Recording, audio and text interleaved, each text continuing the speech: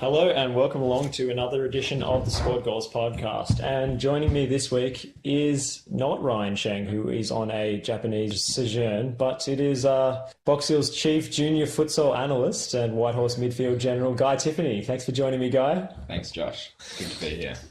All right, so we have so much to cover today. The FA Cup, the Europa League, the Champions League final, and of course, Aaron Mooy, Australia's new media sensation, getting promoted to the Premier League.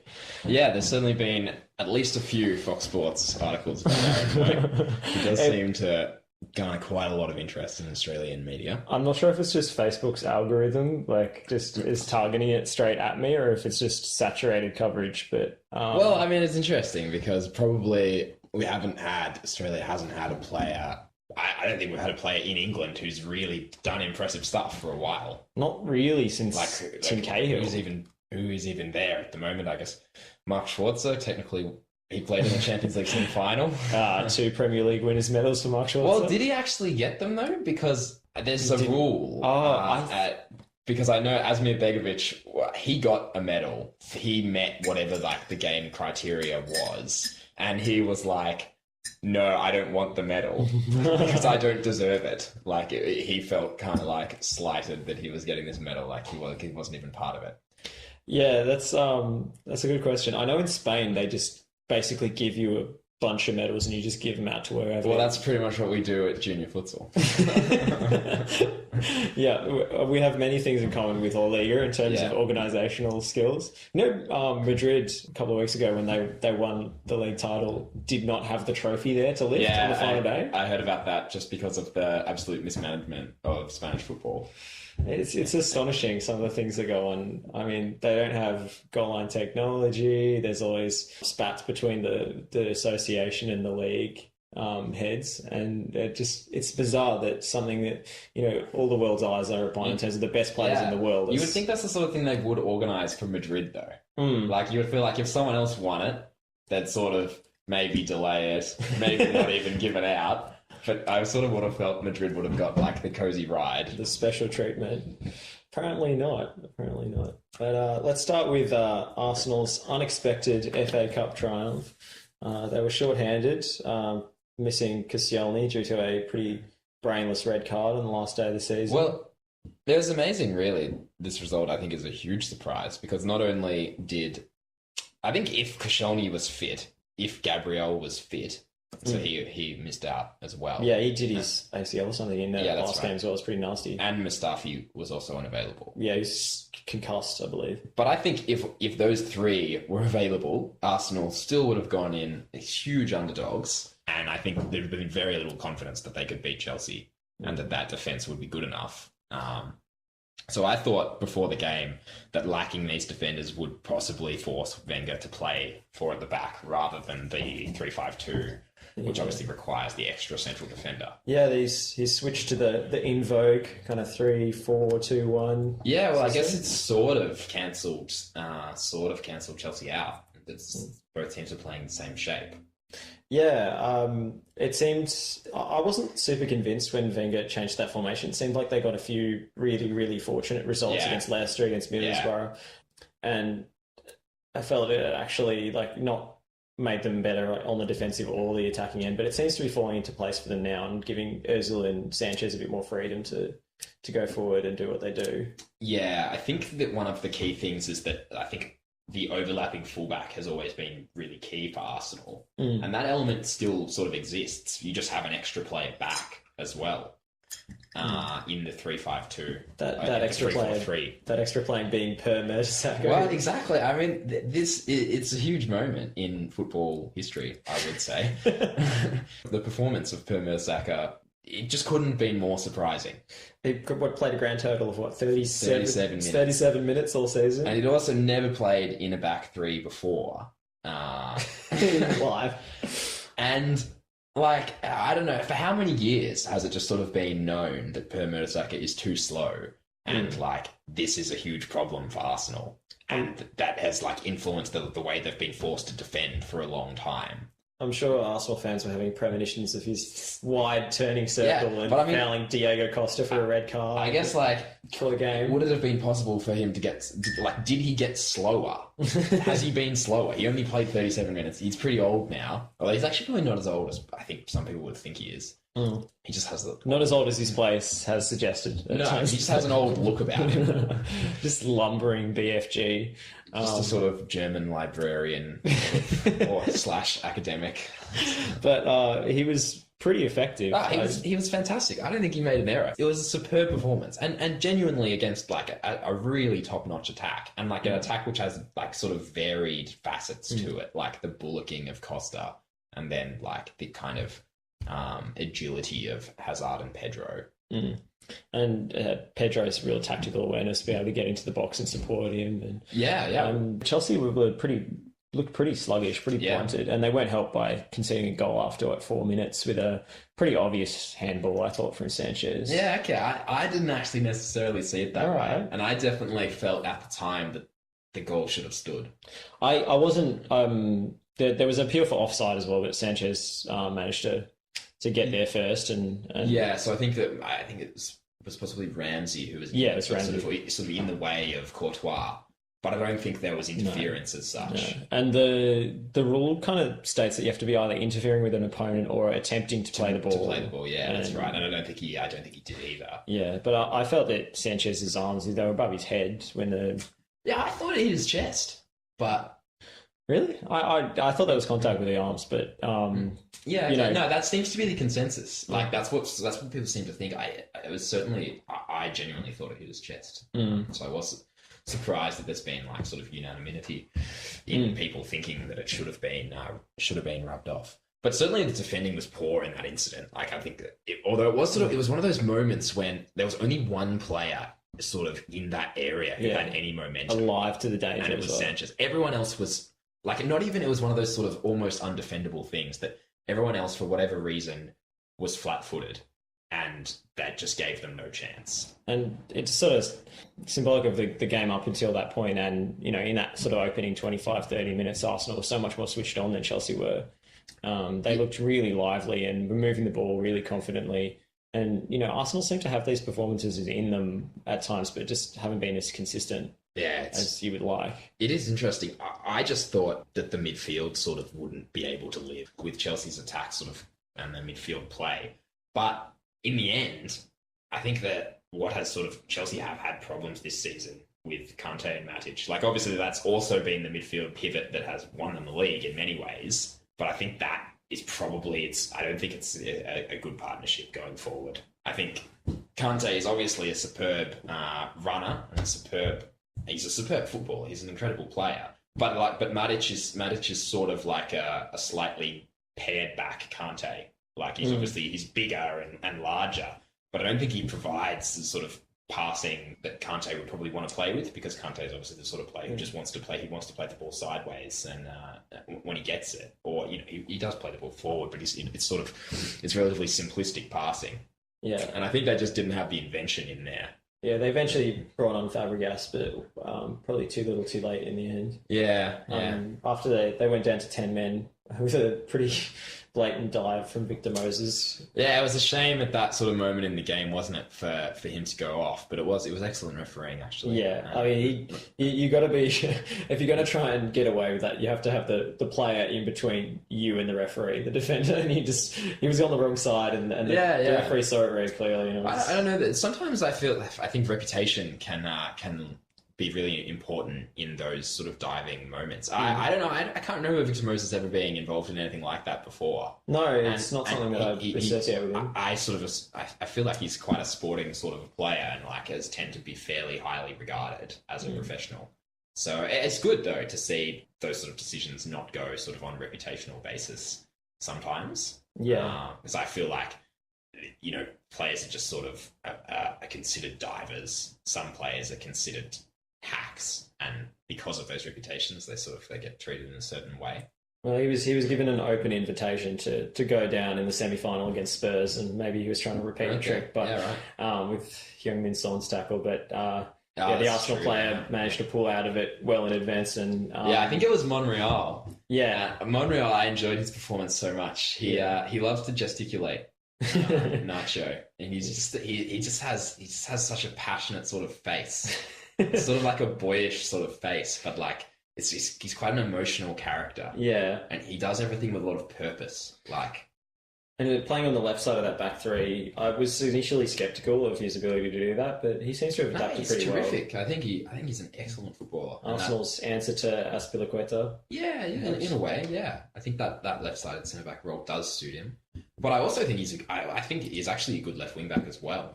He doesn't have outstanding pace, but he's a very smart footballer. He showed that in the semi-final against. Yeah, he scored. I think it was maybe the equalising. Yeah, it was a fantastic goal. Yeah. And Arsenal were forced to play with Kieran Gibbs out as well. They were forced to play Alex Oxlade-Chamberlain on the left-hand side. I didn't feel like he had a huge influence on the game. I thought Bellerin was excellent. But to have those options plus Gibbs to play wing-back, it probably just shows that they're doing the right thing in playing that formation, because I think those three, plus even Monreal, are all excellent options at wing-back. And they've signed another left back. Yeah, from Schalke, is it? Sead Kolasinac. Yes, I think. I can tell you he's a big lad.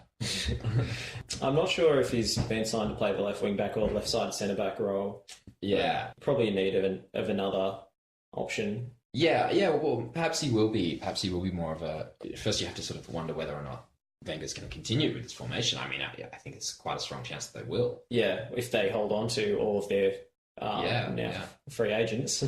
Well, they do have a bit of a problem with letting players run their contracts down. And going to City usually. Yeah. Oxlade-Chamberlain, I think, obviously the attention's been on Sanchez and Ozil, but I think I think this summer, this European summer, there'll be a lot of talk about Oxlade-Chamberlain as well. Yeah, he's been the player I think who's benefited most from the formation change. He instantly slotted into that. To be honest, I don't think he's a very good right winger at all. No? No, not really. He's not always that inventive. He's a bit predictable. No. But when he's playing slightly deeper and you've got more space to break into, I think he's a more effective player. Yeah, well, I've actually heard that he played a lot of rugby as a kid. And I think even you can see in the way that he plays, he has this sort of instinct that when he gets the ball, he just runs forward. Straight. And he's happy to just run straight at people. And then just like dish a little sort of like sideways ball or sort of go around the man. He does have that build. He does, like a wing, rugby winger. I'm not going to pretend I know anything about rugby. No, well, I don't either. I think I just know that the premise is sort of running out people who are gonna tackle you, and then passing sideways. Backwards. Yeah. That's our state of origin wrap done. Yeah. But yeah, Wenger signing a new 2-year deal. Not to the delight of many an Arsenal fan TV. Well, and true. Yeah. I thought you were going to leave it at Arsenal fans, and maybe that would have given way to an interesting discussion about whether or not. Well, I don't know. What do you think, about him staying on for? I mean, it has to be a 2-year contract, because if he signs a 1-year deal, then he just gets the question every press conference about whether he's sticking around. But not bringing in a director of football, not really delegating any more responsibility. Well, it isn't. His comments about the director of football role were entertaining. I don't know. Did you hear when he was being faced with some of these questions about whether Arsenal might consider having a director of football? He said, "I don't know what a director of football is or does. Do they stand in the middle of the pitch and direct the play?" Arsenal could probably use someone like that, to be honest. Yeah, I think he might have been feigning a bit of ignorance there. Yeah, I can't imagine he's not familiar with the concepts. But then by the same token, I've also heard he doesn't take training, apparently. So he doesn't... What does he actually do? Is an interesting question. Like, obviously, he does the transfers and he does he does some scouting and stuff like that. But if he doesn't take training, I sort of wonder what he's doing other than just sort of tactical analysis. I think he lounges around writing philosophical treatises. Well, I mean, yeah, you would think so. But then apparently he's so obsessed with football, like he doesn't really have a life outside of it. Yeah, he's probably a bit standoffish in terms of the way he deals with things. Maybe lets Steve Bold and the other coaches do the day-to-day stuff. So maybe in his mind, he sort of already is the director of football. Well, I guess that's right. But it's kind of amusing that I think the director of football role has often sort of been derided in England because it's seen as like a continental thing. But I think almost all Premier League clubs now operate in that way. But Wenger, who was one of the first successful continental coaches in England has this like anti-director of football stance. It's quite interesting. It's interesting. None of that foreign muck for us. No, none at all. For Arsenal, such a hard-nosed English club, aren't they? Yeah. But what I think we should say, see, he's won 7 FA Cups. That's astonishing. That is the record of a legend. I don't think that is tarnishable. No, I mean, the last triumph, or the last 2 triumphs have been against maybe lesser opposition, but you can't really argue with the run they've had. I suppose they did get drawn against 2 non-league sides. That comes with its own challenges. But the FA Cup it is valuable, and it should be considered to be valuable because there's multiple teams that play in the Premier League and only one of them can win it. If you can't win it, the next best should be to win the next most important trophy. And he's managed to do that on a number of times. Yeah, I think it maybe isn't valued as much as it used to be, because I think in England it used to be, and indeed in Australia, it used to be one of the only live football matches on. Yeah. So it kind of occupied a special cultural place. Yeah, certain sort of romantic value as well, because every club in England participates. Yeah, and it's the oldest club competition in the world. But I think perhaps one of the main reasons its value has decreased is because the financial incentives for finishing high in the Premier League and in the Champions League are so great. And they outweigh it. Yeah, so I think it is an important achievement. And football, I think there's a point that's quite often made that I quite like, that football is about glory. It's not about finishing 3rd or 4th to qualify for the Champions League, to increase your revenue and to get to play against some fancy other teams from Europe. It's about having great moments as a club by winning trophies. Yeah, it's nothing to do with financial stability and finishing 4th every year. That's not what Arsenal stand for. Anyway, I think it's amusing. Mourinho has actually sort of made this point quite well, but possibly for his own purposes more than because he actually believes in it. But Mourinho has made the point this season that winning the Europa League as a way to qualify for the Champions League is fantastic, even if it's better than finishing in the top 4. Yeah, because they won a trophy, and that is what football is about. Well, let's move on, I guess, to the Europa League. Mourinho quite clear in his assertion that they've won 3 trophies this season, whereas Wayne Rooney was a little off message, saying that they only won 2. Did he? Yeah. Was he intentionally ignoring? No, I think it was just in the post game comments. Yeah. He was just being honest, but very off message. Whereas the likes of Ander Herrera, ever Mourinho's lieutenant. Well, Herrera has really come sort of through as a shining United sort of character, hasn't he? I think he's a future captain. He's sort of got that, he's sort of the kiss the badge, sort of make a dirty tackle at the appropriate time sort of character, isn't he? Yeah, I mean, he's not, maybe what you'd think of in the Roy Keane mould. Well, yeah, he's slightly more sort of preening than that, but he genuinely has some of those attributes as well. Yeah, and he's so consistent. He's been maybe United's most consistent performer this season, and showed it again in the Europa League final. Yeah, it was a classic Mourinho Cup performance. He compared it in the post game to the Inter Milan Bayern Munich Champions League final in 2010, which I think was pretty accurate comparison, although against far inferior opposition. Yeah, which is very similar game plan, just willing to absorb pressure, let the opponent dominate possession, but does not have any significant penetration. And Pogba playing the sort of Lampard role with a deflected goal. And Ajax, very young, inexperienced side, were unable to cope with the low block and the deep defensive organisation. I guess it was sort of an exciting rise being Ajax, particularly having this reputation for promoting youth and playing really exciting football, kind of propelled this team to being more exciting than they actually were threatening. Well, they didn't win the Dutch league. No, for a start. I mean, they had a 17-year-old playing it. Is that Delit? I prefer to pronounce it Delight, but I think it is Delight. That was the commentator was saying in the first kind of 20 minutes before he switched over. Only play really impressed me from Ajax was, I think, Bertrand Traore. He's actually at Chelsea. He's the Chelsea loanee. Yeah. He'll probably never play. As we all are. Yeah, I think we've all been on the books of Chelsea at some point.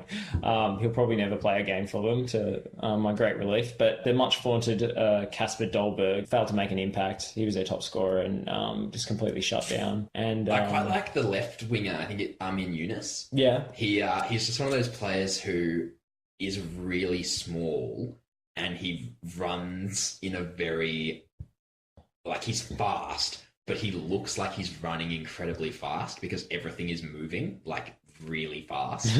But he's sort of not actually covering that much ground because he's so small. But he's sort of one of those players who's can be almost the Messi, he sort of takes half steps where the defenders might be taking full steps. It's kind of doing the road runner kind of. Yeah. So I like him. He seems. I think he's also a good prospect. So they certainly were a good team. But I don't know. Maybe unless you're a United fan, which I believe you are, Josh, you're probably not likely to be sort of talking too much about this cup final for a long time. Well, I mean, in the future. It was a good moment for United. I mean, I think it elevated their season from very underwhelming to acceptable in terms of the fact that they qualified for the Champions League automatically. That. So it's as good as finishing third in the Premier League from that perspective. Agreed. I didn't agree with the way Mourinho threw away the league with his not just his selections but his tactics. Yeah. But I guess it paid off in the end. It's almost like no manager has ever been asked to play multiple games. Mourinho is the first manager who's ever been asked to play twice a week. He was whining about them having 9 games in April, which is about the same as Real Madrid, Bayern Munich, Juventus. So it's almost as if being a successful European team demands you play more games towards the end of the season. And, United have such an amazing squad, even with all the injury problems that they had, especially in the back line. They've got a really, really deep squad. I agree. I think the squad is better than people think because of the way Mourinho has made them play. And I agree. And I don't think it's really going to change. I mean, he's probably just going to try and do exactly the same thing, hopefully with better players. I mean, Griezmann has been talked about. That looks more and less likely now. But they're obviously going to splash money in the summer and try and do the same thing and just be more efficient about it. But I don't think Mourinho really... He sees the opposition as a problem to be solved rather than trying to play his own football. He's a very reactive coach, and that's what he's always done, and he's not going to change now. Yeah, I think that's been consistent. But I think why it's interesting is because I think United fans have been disappointed with how their team has played this season, even when they've won. I think that they've perhaps maybe just felt a slight improvement on the Van Gaal way, just because Van Gaal's teams played so slowly. I'd say more than a slight improvement. Okay, fair enough. But at the same time, I think probably the problem has been in big games when Mourinho has been so happy to be on the back foot in basically all games against sort of anyone in the top 5 or 6. And I felt like there's been this underlying sort of justification, which is Mourinho is always going to turn around and sort of say, I haven't got all of my players yet. The squad isn't what I want it to be yet. And there's this sort of managers almost seem to get maybe 2 transfer windows or something before they're judged sort of at as harshly as they're going to be. He is a master manager of expectations, if not a manager of attacking football or being able to really organise an attack in any way. I mean, it was so negative. I mean, you think of the games away to Arsenal, away to Liverpool, just playing basically a back 6. Yeah, that one away to Liverpool sort of sticks in the mind because they got the 0-0 in that game, didn't they? So it was a good result, especially in a really tough period. Yeah, and Liverpool being really good form at that point in time, I guess. But it didn't feel right. It's not a sustainable way to play because, as you say, teams who are, concerned with their attacking play are going to work out how to play against this United 6-man defence. And the innovators sort of, I think, will win. Yeah, the only real, crowning achievement in a big game. You know, even the 0-0s, you know, away to City and stuff, were incredibly underwhelming in how this distinct lack of ambition, the fullbacks being forbidden from going forward. I mean, the game against Chelsea was a major achievement, but that's because they got an early goal. Yeah. And they set up with a sort of a different system and the a specific plan. The Herrera man marking of Hazard was sort of, at that point, hadn't necessarily been tried to that extent. Yeah. And Hazard just didn't deal with it. And Chelsea just didn't deal with it. Yeah, they tried it with, I think, Phil Jones in the FA Cup game. And then Herrera, and then Herrera ended up getting sent off. Yeah. But I think you also sort of, there's this feeling that, okay, so United need to sign more sort of attacking players, better attacking players to make them play better going forward. But isn't Mourinho just going to fall out with them? Once they get an injury or or miss a chance or, you know, get frustrated with the style of football. I think people have already forgotten that Martial was sort of was superb in his first season at the club. He was the second coming of whatever, you know. But it was just a shining light during the very dull Van Gaal period. At least there's a sort of, in terms of the Van Gaal era, that was the most frustrating because United had so much of the ball, and yet they were so slow and so ponderous and just lacking in ideas. Whereas now, at least there's a kind of spirit to it, a swagger, a tenacity about the way United play that is. And they actually go forward quickly when they win the ball at times, which is a bit more satisfying to watch. But it's still not really what you should be expecting of United as one of the biggest clubs in the world, the richest club in the world. Yeah. And I think Mkhitaryan has had a really strange season because he obviously had this, no one knew what was going on at the start. He just wouldn't get near the team. Yeah. And then he sort of then he was sort of superb for about a month or so. And his form fell badly again, and I think he was sort of out of the team at times. Yeah, he got some injuries, but it was weird at the start of the year with he just couldn't get a look in, and then he got an injury away on international duty, and then he came back for the Manchester derby and started that game, and then was substituted at halftime for his poor performance. And I think Mourinho didn't really put him in the best position to succeed. And then this sort of slightly painful sort of excuse was trotted out that he needed to acclimatise to English football. So, the best way to do that was not to play any English football. Yeah, apparently.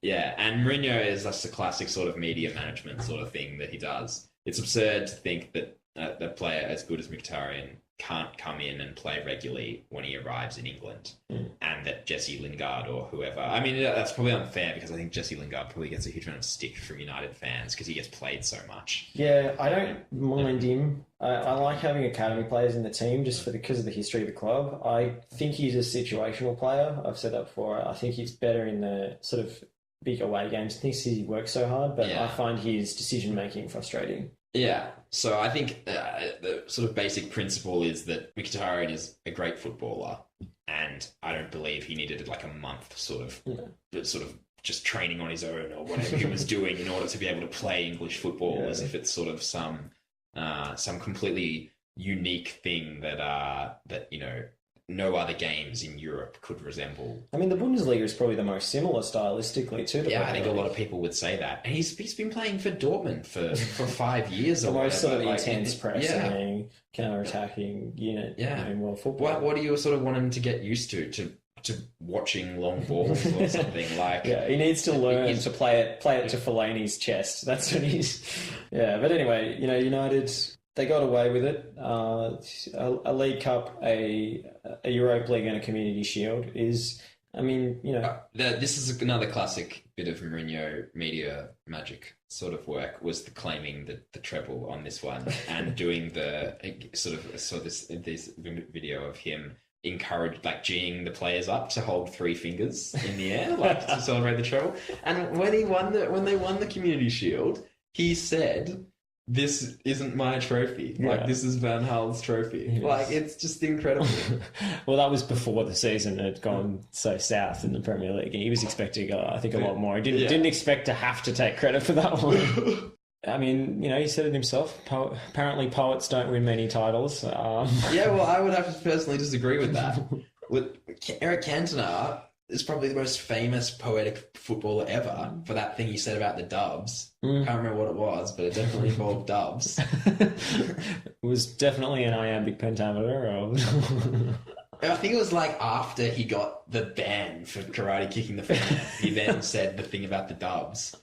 And like it was the seagulls maybe. It was like, when the trawler, it was something about a trawler and seagulls. The seagulls follow the trawler because they think they're going to be fed or something.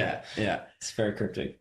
So anyway, I think Cantona, I think the point is you can be a poet and a winner. Yeah, I mean, you look at more obviously the recent example of Guardiola's Barcelona and other, there's been plenty of sides who've been the protagonist in games, who've played proactive football and won plenty of championships. So, I mean, maybe it's definitely not the only way, but it's probably the only way Mourinho knows how.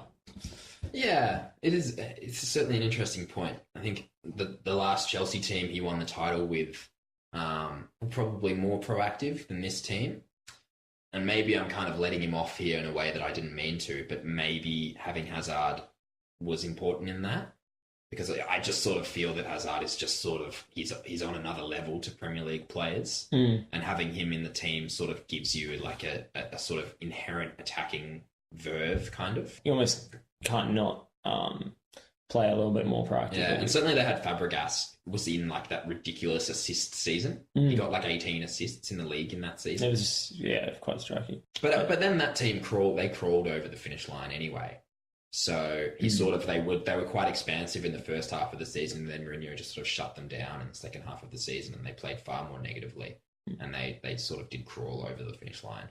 So the Leicester City model. Yeah. Let's shall we move on to the Australian triumph? Yeah. The playoff final. Yeah. Participating were Huddersfield and Reading. Reading coached by Manchester United and AC Milan and I believe Ajax legend Jaap Stam and scary looking bald man.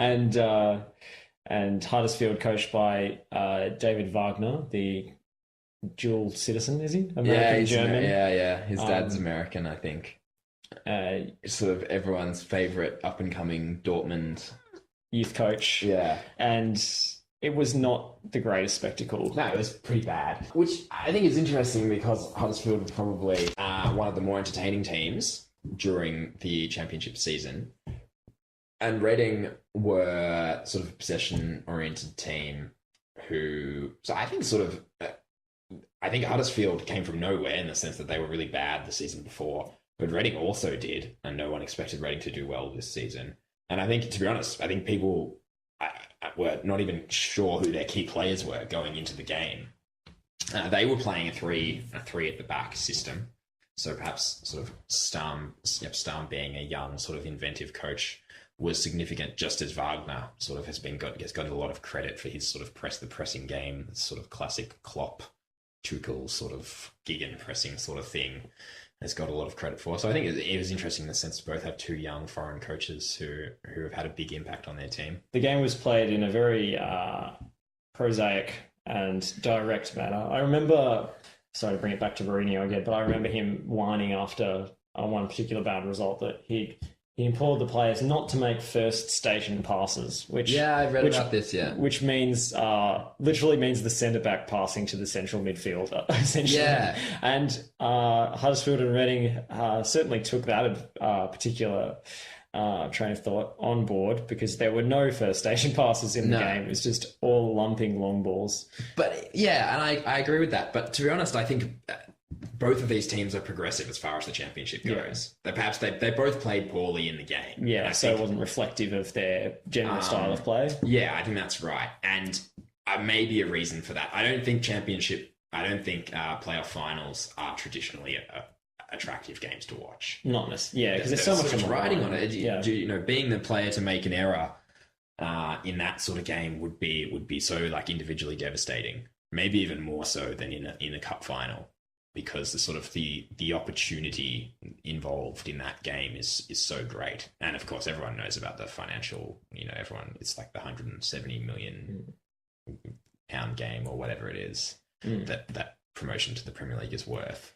maybe would have been a different contest if Huddersfield had capitalised on one of their early opportunities. Yeah, that miss. I don't know if you saw that miss by Izzy Brown. Yeah, they want another Chelsea loanee. Yeah, exactly. Their tentacles spread far and wide. And there was a header, I think, as well. Yeah, from the central defender, Hefferlump, whatever his name was. I've got to admit, I really cringed when he stepped up for a penalty when he was in the wars all day and promptly had it saved. But yeah, Huddersfield, Aaron, I find it amazing that Aaron Mooy could have stood out in that team, considering, based on that performance when they just bypass midfield all the time. But as we said, I suppose that's not reflective of the normal style of play. But Mooy, when he got on the ball, I thought was pretty composed, but it didn't have the opportunity to shine like he usually would. It was quite interesting seeing him look quite slow and sort of a bit soft compared to the sort of rangy sort of units he was playing against, because in Australia, he's not a quick player or anything like that, but I never remember him looking so physically inferior playing in Australia. And he does look occasionally like that playing in England. He's more notable for his ability on the ball, and because he does look quite slow playing it in such fast-paced games. But nonetheless, he's still absolutely crucial. He was Huddersfield's best player during the season, not necessarily in the final, but he was clearly. And he has so many strings to his bow, with the set piece delivery as well, which was a key element of the play in the final as well. Yeah, his corners, his free kicks were always on the money pretty much.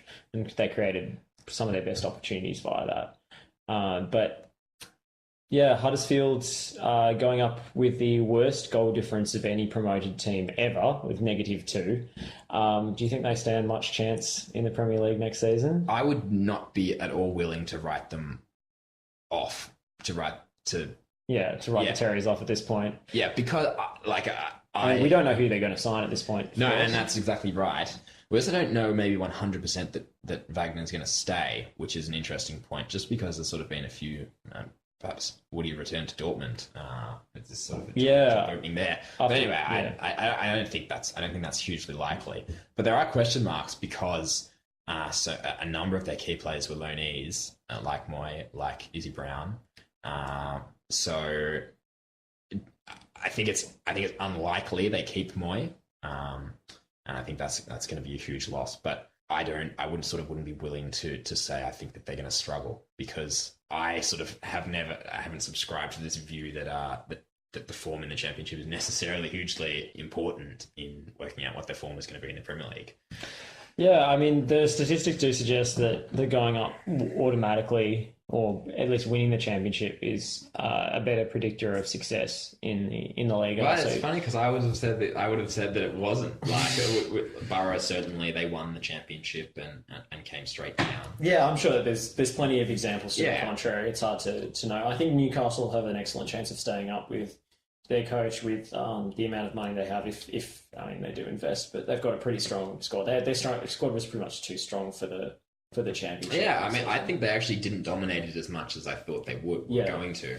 I think Benitez rotated a lot, perhaps to the team's detriment a little bit. Well, it's a hectic schedule in all of the lower leagues in England. You play pretty much Saturday, Tuesday every week. And that's perhaps the reason why Aaron Mooy maybe did look a bit physically inferior in that game. He played 51 games he's already played 51 games for Huddersfield. That's astonishing. It doesn't feel like very long ago that he went there, does it? So to play 51 games already is huge. Yeah, there's been word that they have Huddersfield have an £8 million clause in his loan contract. Yeah, well, if that is true, you would think it's likely he would stay. I just said I didn't think he would stay. I guess the player still has to sanction the move. Wages could be a factor there though, because Huddersfield wouldn't have been paying his wages. He definitely does have to make a move, because I don't think he's going to get any football at City next season if he goes back there. No. Obviously, he's on loan, but any kind of mid-table Premier League team, I think he'd do well at Bournemouth. I think he'd do well at Swansea. Yeah, I think both the promoted clubs, the other promoted clubs, Newcastle and Brighton, have sort of expressed interest. It'd be better if he was on a side that wasn't likely to get relegated next season, just for Australian football's sake, I suppose. But he's probably Australia's best export that we've had in quite a long while. It's been ages since an Australian has really succeeded in the Premier League. I mean, maybe not since Tim Cahill. Yeah, I think that's fair. I guess Brad. I was trying to think of who was actually there. I guess Brad Smith. Oh yeah, is it Bournemouth? Isn't he? He didn't get a lot of football. He didn't get a lot of football. We've had players in squads like Brett Holman was at Aston Villa for a little while. He barely played. Yeah. Burnley actually have an Australian guy. I think his name's Aidan O'Neill, and I think he played. He sort of came off the bench in an early season game, but I think he was loaned out for the second half of the season. Yeah, so I think it's fair to say Aaron Mooy is the best chance of any Australian. I mean, Miller Jedinak, I guess, would be the last one. Yeah, of course. So would be the last one. He was captain at Palace for a little while. They're down with Aston Villa in the Championship now. But... Yeah, that's right. And Federici is also at Bournemouth as well. Yeah, he's sort of been a perennial number 2.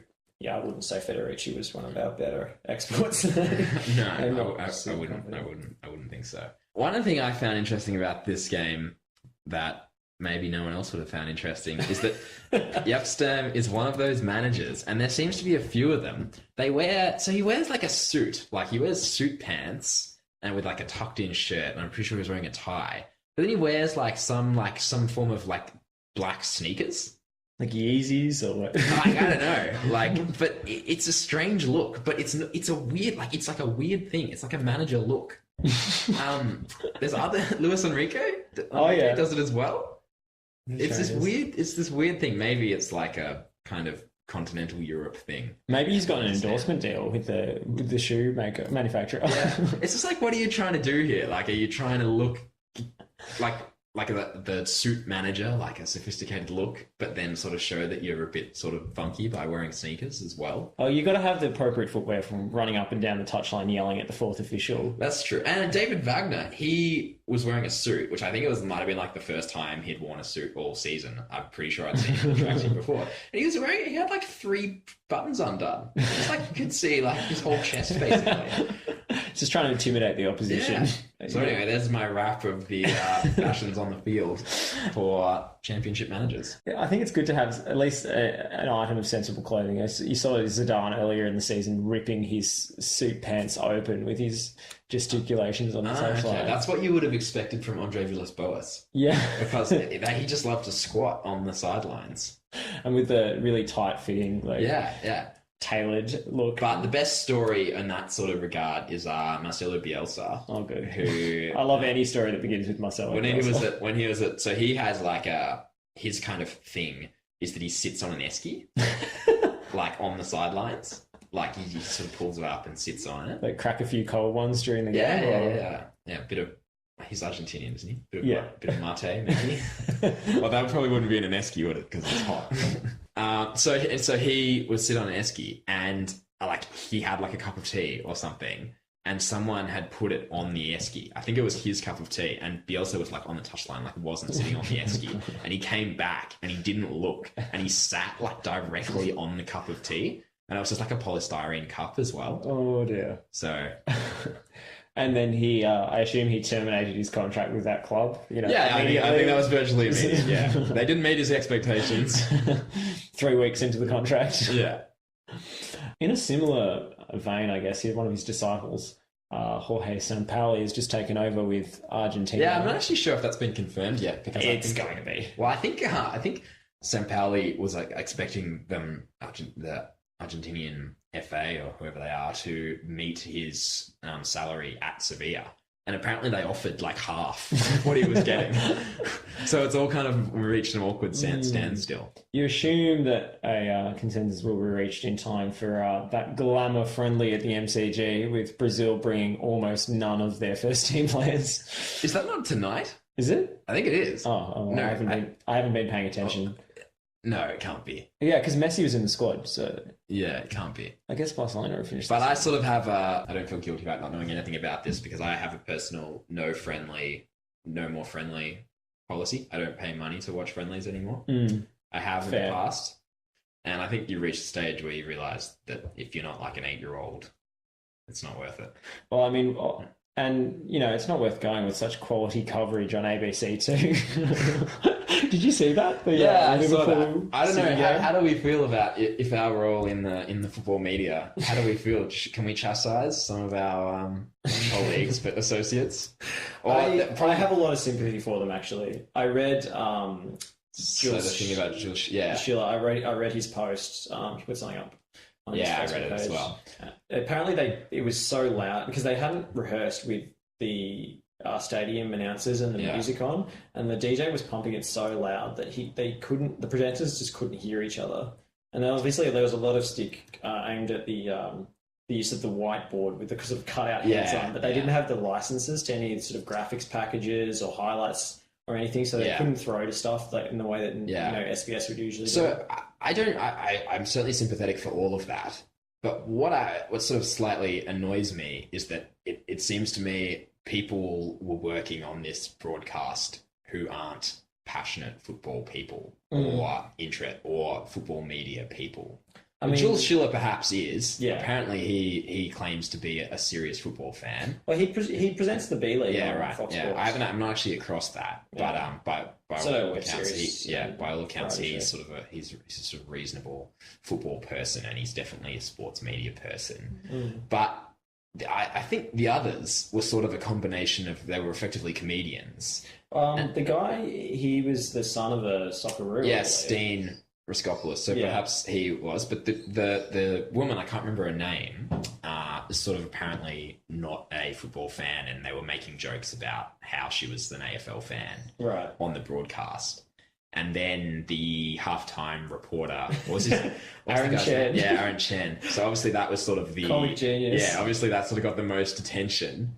And like whatever's fine, like to kind of have like a light take on a friendly. I think that's fine. I mean, the game was an important game. The game was a joke. The game was a joke. They had Steve McManaman played. Yeah, it was pretty bad. But what I would say about Andrew Chen is that he didn't even try to make it look like he cared about the sort of the game, and like that's all right in a certain setting. But he was effectively taking the piss out of the people who do care.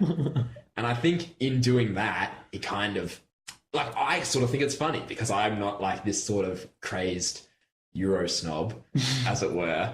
I think that's a term that's been used on this program before. It's been a title on one of the episodes. Yeah. I don't necessarily think it's great that we have this culture where big clubs come down here to make a bit of money to kind of capitalize on all these people who have this apparent strong association with European clubs, and they pay their money for tickets and apparel and stuff like that. But I don't think that gives Andrew Chen the right to sort of take the piss. It's Aaron Chen, I believe. Really. But you're dealing with him with the same amount of respect that he gave the occasion. Yeah, look, I'm just glad these European clubs aren't playing friendlies against the Socceroos anymore, as was the case back in the day. I mean, Sydney were missing some of their best players, all of their visa players, none of them were there. Yeah. I didn't see any of it live, but I wanted to watch a little bit. I just wanted to see what it looked like with Steve McManaman playing. It was just so weird to think of like this guy. It's not just like Gerrard or Carragher who've retired in the last few seasons. He's 45. I mean, I think the game was being played at walking. It was basically walking football at that point. Look, I think Aaron Chen, I mean, he may have done a genius move for his career here, just because he's become this sort of viral media sensation. It's interesting. Well, I went back and watched a little bit of stuff of his on YouTube, and it's very much in that kind of embarrassing described as professionally awkward. Yes, that's the one. I mean, Jules Schiller in his post made the point that ABC2 had only acquired the rights maybe 3 days before the game, and it was very underprepared. And also ABC2, it's a government channel that's supposed to be a bit of a kind of off-Broadway sort of network for younger presenters to sort of start their stuff. And it was never meant to have this kind of focus on it necessarily. But I think the main problem is that Australian football fans, myself included, are extremely insecure. The defense sort of being hyper defensive at any, And with reason. I mean, the media tax level of football are just incredible sometimes. I mean, I saw something on Twitter the other day. It was 10 eyewitness news about the Manchester bombing. Describing as a soccer fan. And I'm like, how's that relevant? The relevance of that is so in the headline. It's remarkable, isn't it? So there is, I mean, amongst the kind of old guard traditional media, there is an anti-soccer bias, anti-football bias that is, I mean, bordering on racist. Yeah, no, it is. But I have had a problem with football broadcasting in Australia generally. When I watch football on SBS, I don't have Foxtel, so I don't watch Fox Sports. But I will admit that their coverage is not bad, and their A-League coverage is okay. But on SBS, I almost never listen to halftime shows or pre-game shows, because I find the level of analysis really simplistic and basic, which is actually interesting because Les Murray wrote something in the aftermath of this ABC2 scandal thing that SBS had been criticised for being too academic and too intelligent, and aiming at a high bar, which I was sort of bemused by. In Australia, there's certainly cultural issues in football broadcasting with basically employing ex-players. I mean, that's the case everywhere. It is, but it's sort of, there's being a little bit of a cultural change, I think. So certainly shows like the European Football Show, which is on BT Sports. Hasn't that just been cancelled? It has just been cancelled to great outrage. And the reason why it probably has been cancelled is because it was a show made up of football thinkers, not of ex-players. I mean, I've always thought that journalists and analysts give a more interesting insight than ex-footballers in general. I would give an exception to Monday Night Football, which is the Sky Sports thing with Gary Neville and Jamie Carragher. Yeah. But because they've got so many kind of mates in the game, and it's sort of trotting out so many tired cliches all the time. It is. I would also put Craig Foster outside of that bracket. I agree. I think he makes interesting, insightful points on the games and actually looks at it tactically as well as, and not just relying on the tired stereotypes of, they wanted it more or. Yeah, Foster treats it professionally. Yeah. And I don't feel that maybe the rotating cast of ex-pros you can't really say the same about them.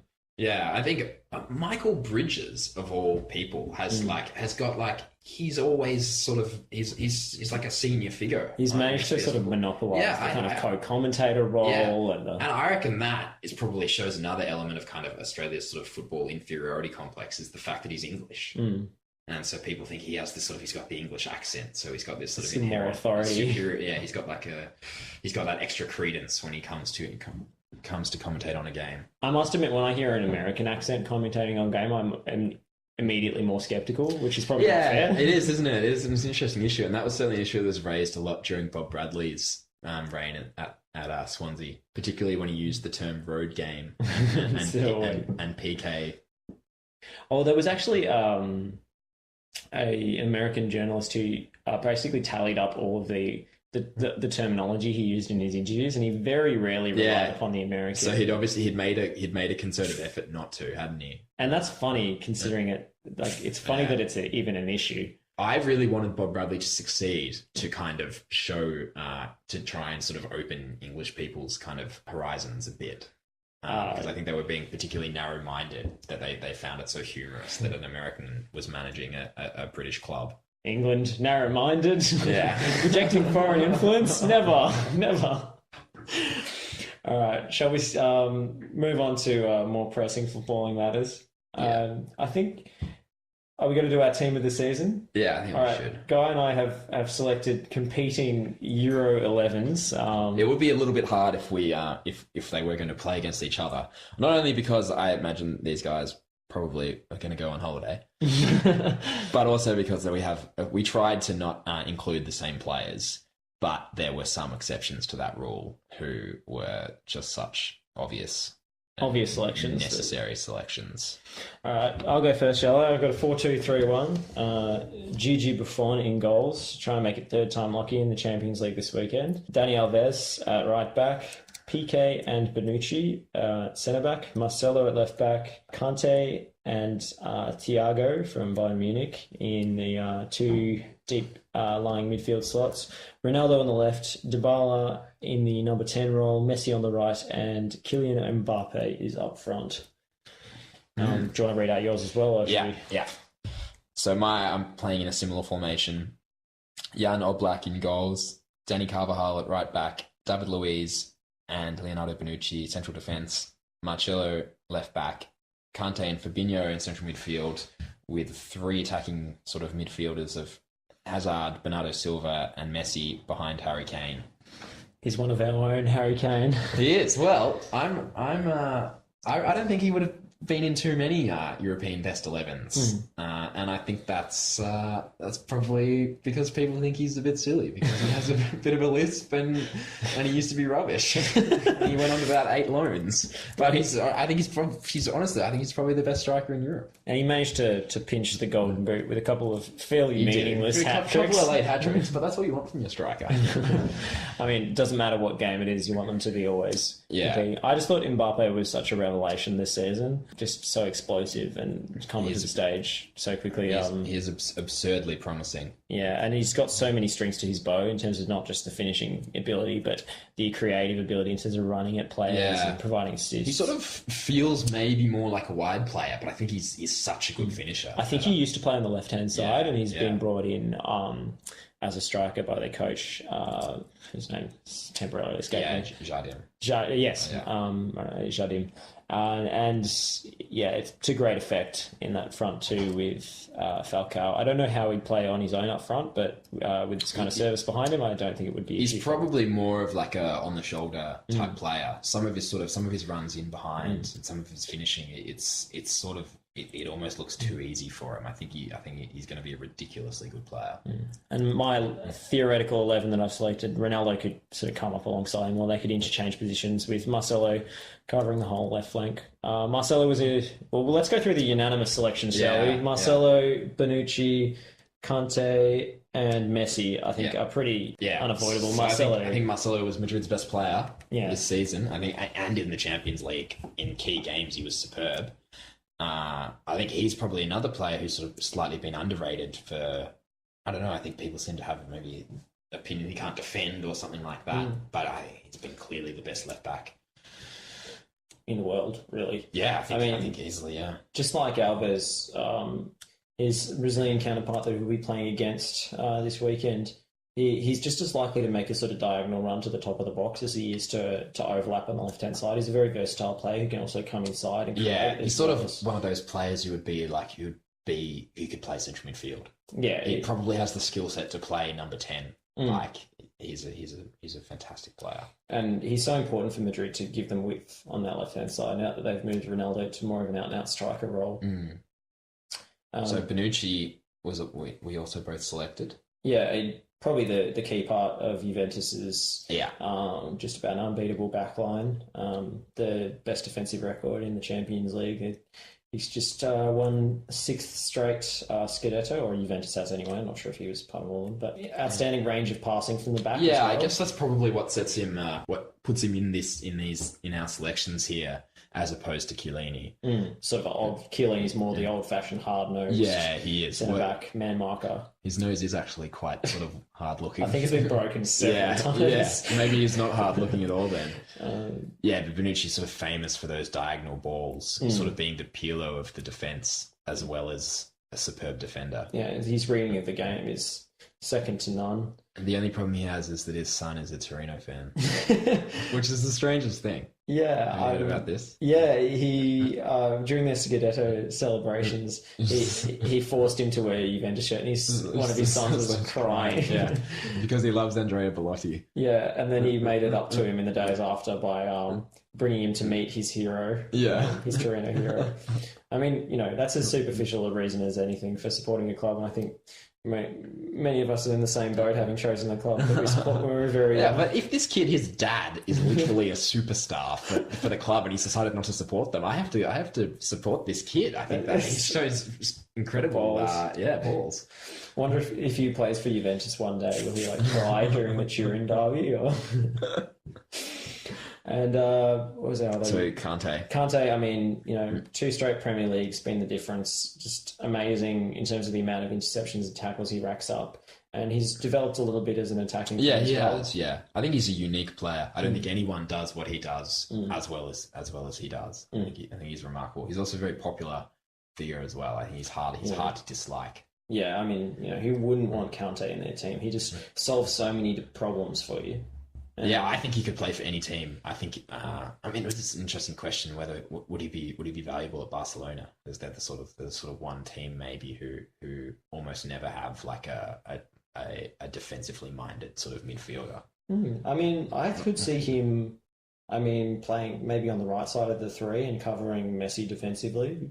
Yeah, it's an interesting idea. I mean, because they have Busquets, who is a different kind of holding player. Yeah. I mean, maybe it reduces the need for him. And Barcelona have the ball so much that they don't necessarily need to win it back that much. But I think he could be useful in certain games for Barcelona. I think he's a good enough pass and move footballer to even to play in that team. Yeah. And of course, Messi, I mean, just what, another casual 50 goals this season. Best player in Europe best player in the world by an absolute mile. Yeah, I mean, I can't argue against that. I was just watching some of the Copa del Rey final. He was incredible in that game, wasn't he? And he, just the astonishing regularity at which he scores that goal from the top of the box, just with his instinct. I love that goal so much, in part because so I think he dribbles on, takes the ball onto his left and plays the ball into Neymar, and there's no space. Like there should never be any. There's never going to be any space.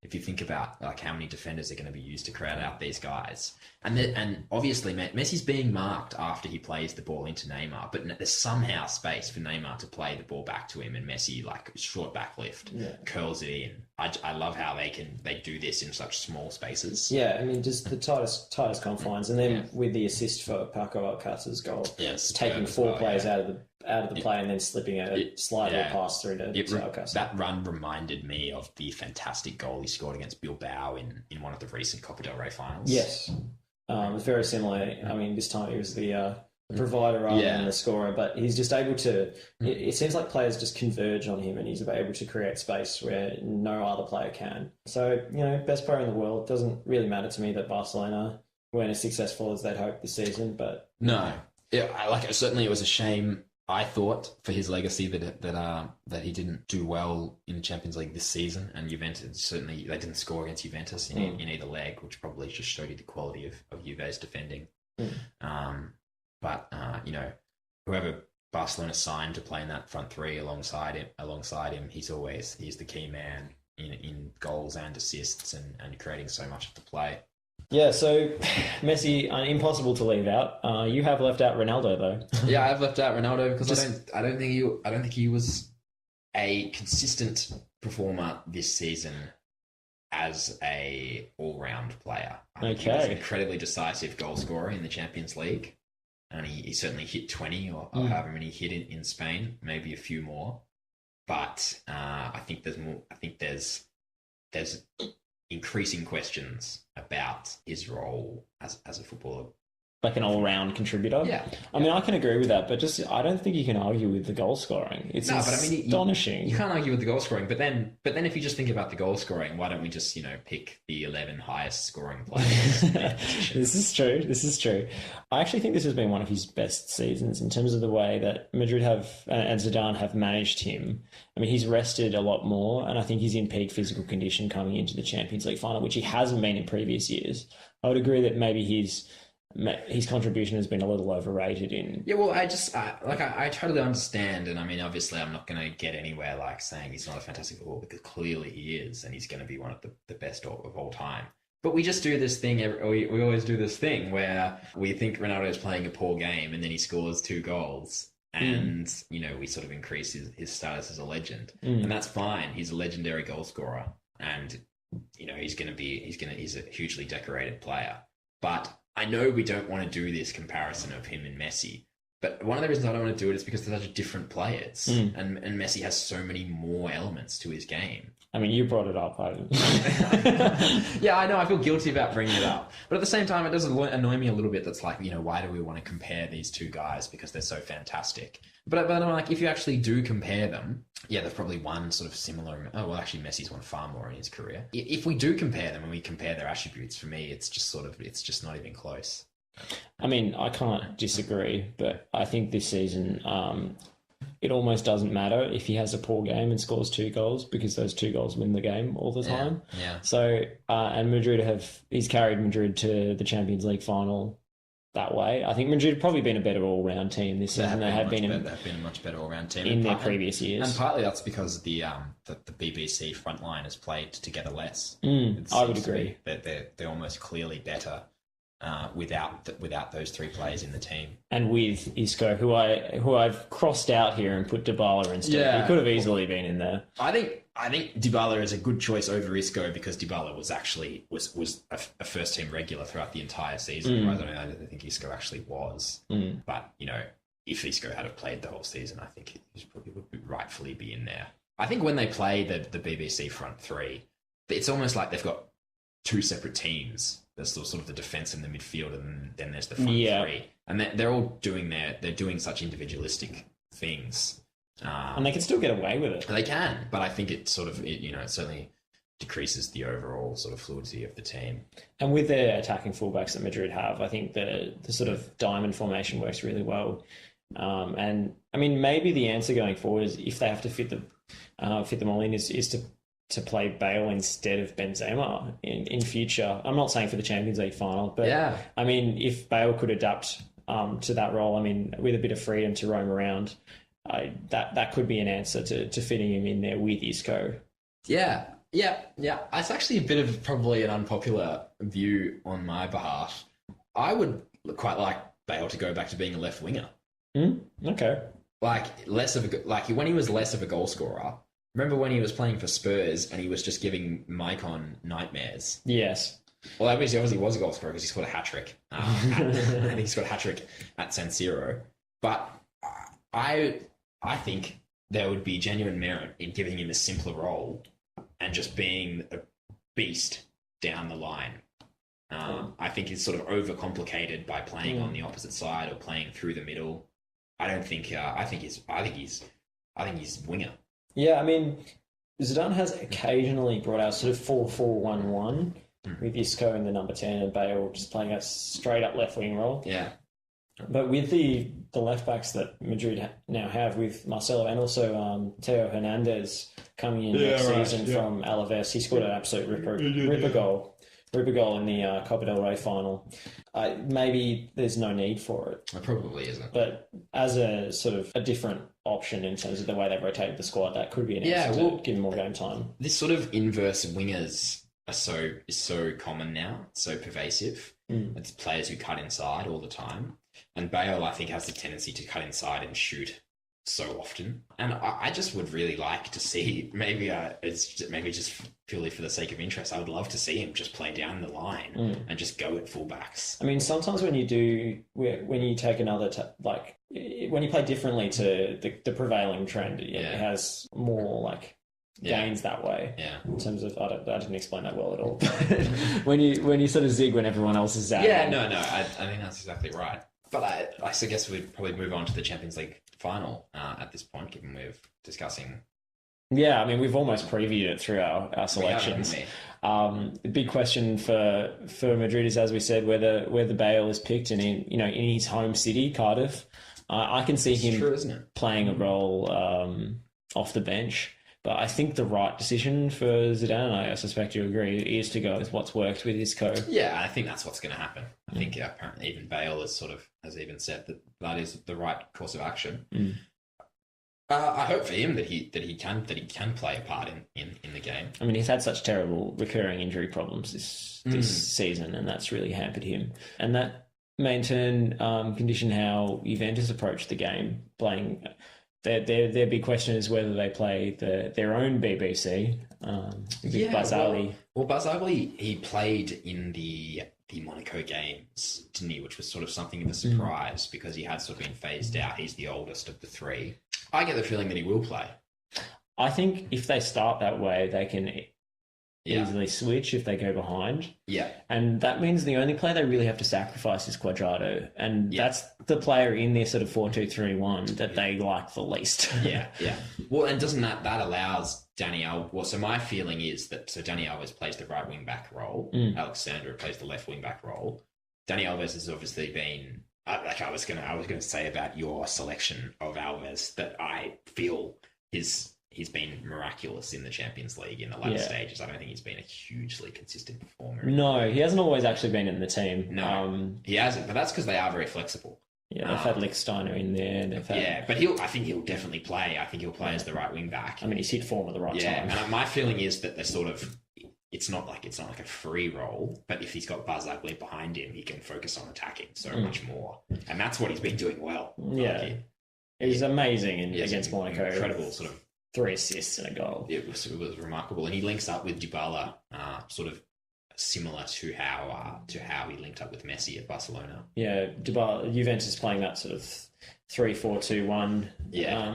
That's in vogue. Dybala is such a great player to watch. Dybala is a sort of inside right. It is very similar to the way they interacted with Messi and Alves. I think the weak points in the Juventus team will probably be if Real Madrid can get at Barzali and try and draw him out wide, like Mbappe did on a few occasions. Yes, yeah, I think that's a good shout. And also potentially in the centre of midfield, because I think Khedira will play. He's had some injury problems. So I think Khedira and Pjanic. I'm not sure about defensively that centre midfield combo. Yeah, well, it's interesting, isn't it? Because that was even the team they played against Barca. And they didn't concede neither leg. Yeah, I mean, I think the system was so well organised that it didn't really expose those flaws. Khedira is a sensational athlete.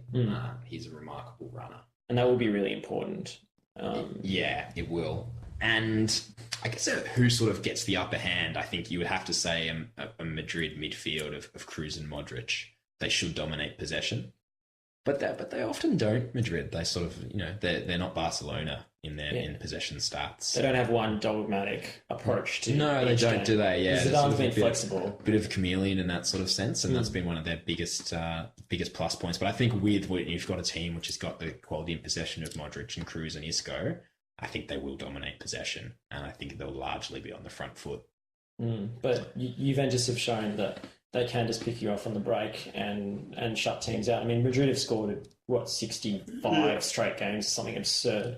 So you imagine they will score, but I mean, most people would imagine that Barcelona would have scored. So yeah, I guess one of the kind of the key narratives in this game is Higuain, because he has had such a difficult career in finals. Yeah. I mean, a World Cup final, a Copa America final, but also several big games in the Champions League when he was at Real Madrid. Yeah. He was known for missing some pretty high-profile chances. I remember a tie against Lyon where he hit the post when he's already round the keeper. And, big occasions have got to Higuain from time to time. I don't know whether we're just judging on a small sample size, but it seems to be a trend over his career. It does seem to be a trend over his career, and it's interesting because he's a fantastic finisher. Yeah, like that's what his thing is. He's a superb finisher. So. If he's not finishing, then what is he really doing for you? Yeah, well, I actually think he is a good all-round footballer. Yeah, I mean, he can play other players. Yeah, it actually annoys me slightly that people make jibes about his weight. I mean, like he's sort of barrel-chested sort of guy. He did not look like that for Napoli last season, though. True. Well, actually, one of the issues with Aurelio De Laurentiis, who's Napoli's chairman, with Higuain was his weight. Like, I think De Laurentiis was just like, why are you a bit fat, sort of thing. And Higuain was like, I just don't want to put up with this. Doesn't take much to piss off that guy. Yeah, true. It's absurd. One of Serie A's. I don't even know if he'd be in the top 5, to be honest.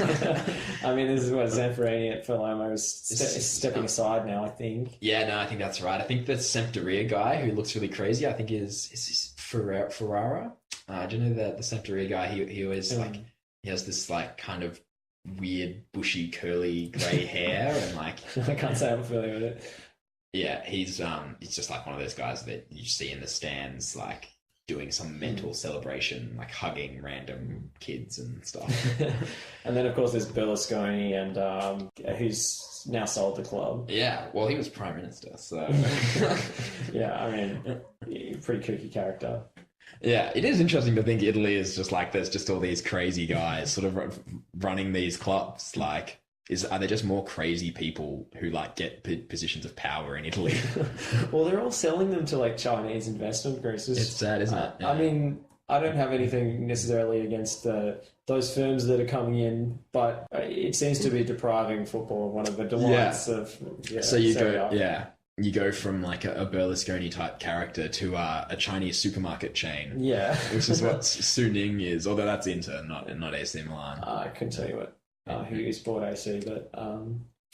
Did you see Trent Sainsbury finally made his Inter debut? Yeah, someone told me about that, but I sort of didn't really catch much of the details. But they won comfortably, didn't they? They were 5-0 up. He came on, got a yellow card, and they conceded 2 goals. Is that right? Yeah. I didn't realise it was such a disaster.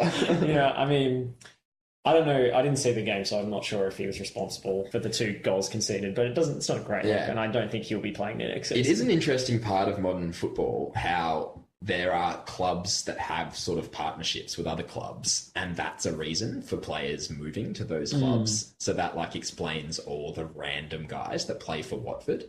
Well, I think most of it, I think this stuff goes on all the time, not just with the ownership structure, but with just people knowing agents. Yeah, but then you've also got like the City Football Group, so you've got, that's why Aaron Mooy plays for Man City, and Adrian Caceres. Yeah, he's also on the books. Luke Bratton. Bratton, of course. Yeah. So I kind of like this weird aspect, and so you get Trent Sainsbury playing for Inter Milan that I just feel like would never happen otherwise. Well, Andrea Ranocchia goes and relegates Hull.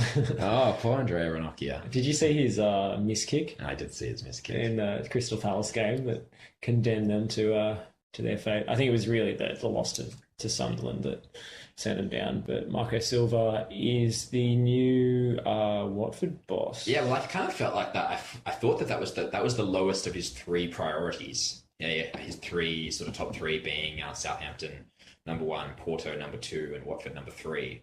Southampton haven't sacked Puel to this point. I mean, all signs pointing to him going, but apparently it's not been made official just yet. There may have been some miscommunication in their meeting with Puel. Perhaps they couldn't understand him. He speaks so softly. I don't know if you've ever seen an interview with him. He just speaks at a virtually inaudible level. That's one way to deal with a post-match interview that you don't want to do. Maybe Mourinho should think about that. So Southampton didn't work for him. Porto, I think they didn't sort of. They said they weren't going to have money to spend, and he was sort of not interested. And then so he's wound up at Watford. I think he's a brilliant coach. I mean, I've said so before on the pod. Yeah, you know who he looks something. He just looks so much like that Irish actor Colin Farrell. Oh yeah, he does too.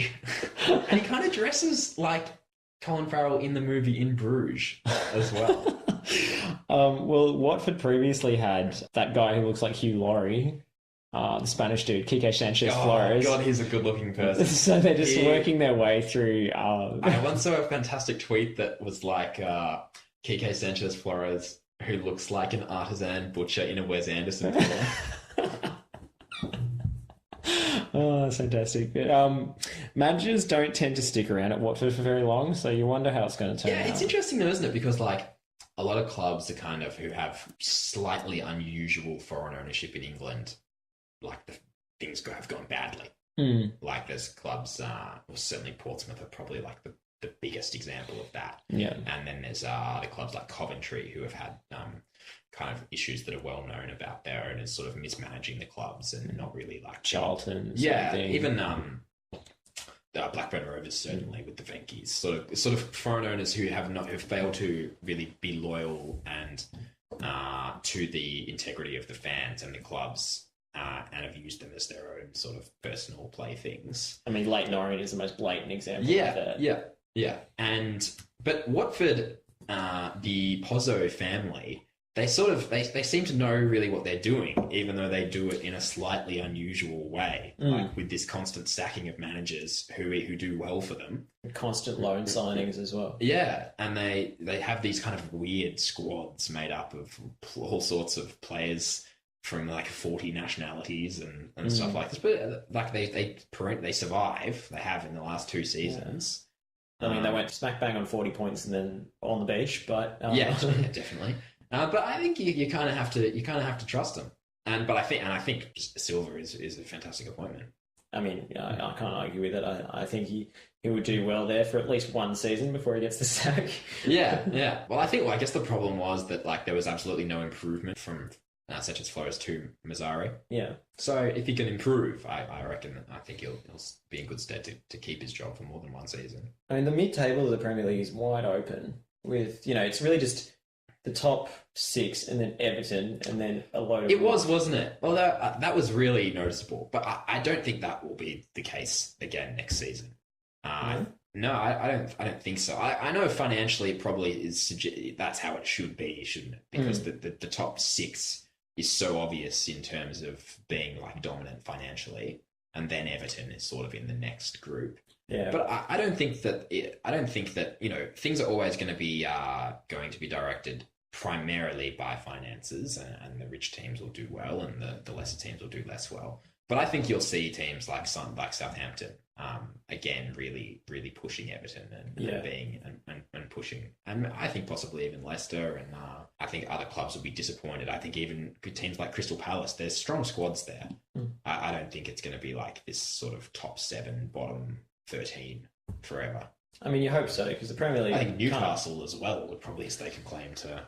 I mean, in terms of fan base, they have their own questions over ownership, but they should be doing better. Well, here's a good example of definitely not suggesting that it's only foreign owners. Yeah, yeah. It's not a prerequisite for incompetence to own a football team. Not at all. Yeah, I mean, we were talking sort of about next season. There's been some major transfer activity on Manchester City's part. I guess they're probably almost the only club who have really done significant stuff so far. They're certainly looking to do their business early, which I think is smart. I mean, they've let go of a lot of their kind of dead wood to the Clichy, and Zabaleta's gone to West Ham. Yeah, I was surprised to see that I think Liverpool have offered Clichy a deal. Oh, have they? Yeah. I mean, I know they don't have great options at left back, but surely they can... He's just moving further north down England. I mean, I think Liverpool should be aiming a little higher than I would have thought getting so. the cast-offs from... I was very surprised by that. I think he really hasn't shown much at City. And they've signed Bernardo Silva for what, £60 million or something. Yeah, lots. huge acquisition. I think he'll do really well for them from Monaco. And Ederson has come in to solve the goalkeeping question, which probably means Joe Hart is on his way. Yeah, you'd think so, wouldn't you? And certainly his time at Torino was probably relatively eventful, but probably not hugely successful. Maybe culturally it was for Joe. He's picked up a little Italian in the press conference. Yeah, but so I think you expect him to wind up at Everton or West Ham next season, in my view. And they've made an offer for Van Dijk that looks like it's going to be successful. Yeah, as well. I mean, if they could, definitely they need fullbacks. So I think Kyle Walker is a big candidate there. He looks like he's leaving Spurs after he fell out with the manager. That all happened rather suddenly. Didn't it? It was at such a high point for Spurs as well. All of a sudden there was just like this simmering sort of unhappiness. I guess it shows that what's going on the field is not necessarily reflective of what's going on off the field. But they're looking at Mendy as well from Monaco. So I think there'll be no excuses for Guardiola next season. He'll have the squad he wants. I think that's exactly right. And they're willing to spend huge amounts of money to make it happen, because he's the coach that they wanted for years and years, and they've got him now. And I don't think this one underwhelming season that he's had, despite the great start, they're not going to lose faith in him yet. But I'm partially convinced by the view that it's only that it is largely a personnel issue. I think the football he was trying to play this season with City was not going to happen with the squad that he had, and particularly the defence that he had. And I mean, Bravo was a disaster, and Otamendi I'm not super convinced by. He makes too many mistakes. How they ended up with that group of fullbacks just astounds me. Sanya, Zabaleta, Kolarov and Clichy. You couldn't get 4 more sort of 6 out of 10. It's like bog average. Yeah. I mean, Sanya and Clichy were good in their day, but they were good players. Over the hill. Yeah. All right, so before we go, can I push you for a Champions League final prediction? Yes. I will go Real Madrid 3-2. Exciting game. 3 goals against the Juve backline. Yeah, I think so. I'm going to predict Gigi Buffon is going to finally win that elusive Champions League trophy. I think it'll be 2-1 Juventus. We'll find out this weekend. All right, thanks so much for joining us on the Squad Balls podcast. Thanks for having me. Yeah. Cheers, Guy. See you next time.